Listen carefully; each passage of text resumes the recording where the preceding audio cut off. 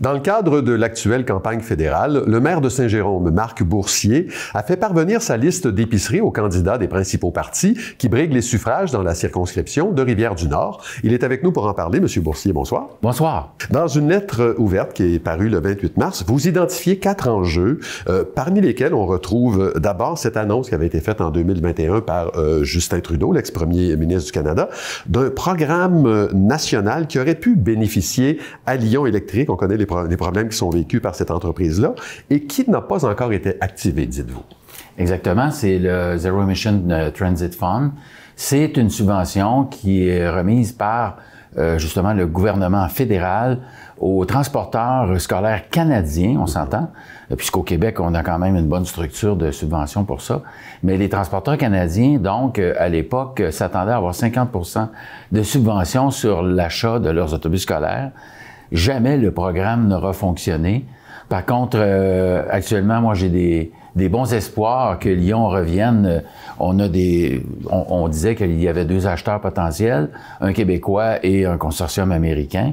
Donc, si ça s'avérait, moi, si j'étais acheteur de Lion Électrique, je m'informerais à savoir si ce programme-là va être fonctionnel et pleinement opérationnel à 50% de subvention avant d'acheter.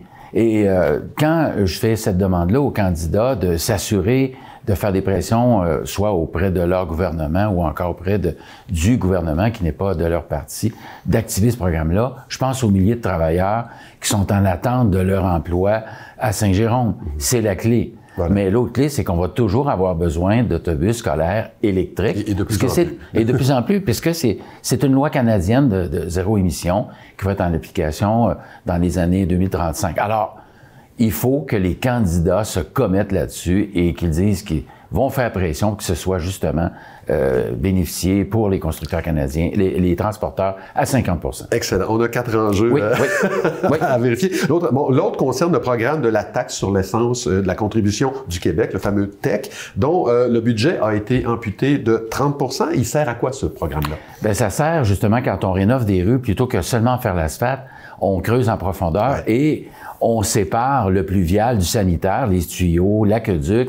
Alors, c'est des travaux de refonte qui sont subventionnés à 90% pour des rues, ce qui veut dire que dans l'ensemble des villes du Québec, à cause de cette coupure-là fédérale, qui est remise encore une fois au gouvernement du Québec par la suite, bien, il y a 30% des rues qui ne seront pas faites à ce tarif-là, ou encore qui vont être à 100% à la charge des villes. Donc, c'est important de le réactiver au nom de toutes les villes du Québec, et Saint-Jérôme, justement, est affecté par ça. Alors, il faut que le candidat, la candidate du parti politique, qui sont 3 d'ailleurs au moment où on se parle, il va en avoir seulement que 3 à Saint-Jérôme, dans Rivière-du-Nord, se commettent là-dessus. Il est aussi question de ce fameux bras de fer avec Service correctionnel Canada. Ça concerne la reconstruction du centre La Ferrière. Tout le monde à peu près vous appuie là-dedans, là. Tout le monde, tout le Québec, l'UMQ, notre chambre de commerce, la communauté. Alors, la clé là-dedans, c'est de convaincre les fonctionnaires qui sont ils sont pas des décideurs, là, mais les fonctionnaires tiennent à tout prix à rebâtir le centre de réinsertion carcérale à cet endroit-là.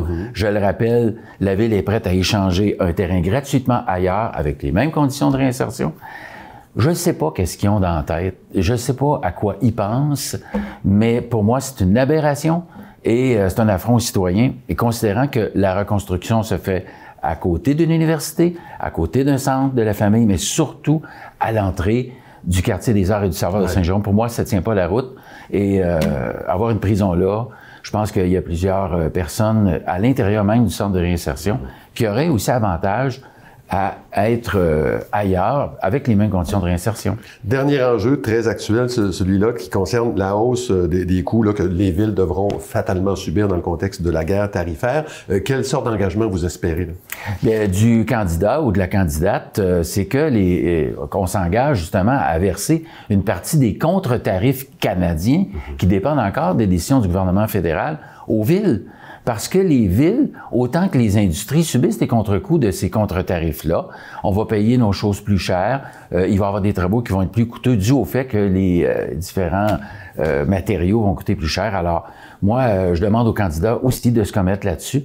Dans une élection qui, je vous dirais, est très ludique, quand on vote fédéral, on vote pour quelqu'un qui était à la télévision, mais là, à Saint-Jérôme, on a des enjeux. On en a 4 très importants. On a du concret. Là, oui, voilà. tout à fait. Je sais que, bon, on est obligé de s'arrêter là-dessus, là, mais je sais que vous avez donné aux candidats une date limite pour répondre, qui est le 11 avril. Oui. Vous connaissez tous les candidats, tous les partis, vous connaissez leur plateforme. J'imagine que vous avez déjà une petite idée des réponses que vous recevrez ou non, mais en tout cas, vous allez nous faire le compte-rendu de ça. Marc Boursier, merci beaucoup de nous avoir rendu visite. Merci de m'avoir invité. Salutations à tout le monde.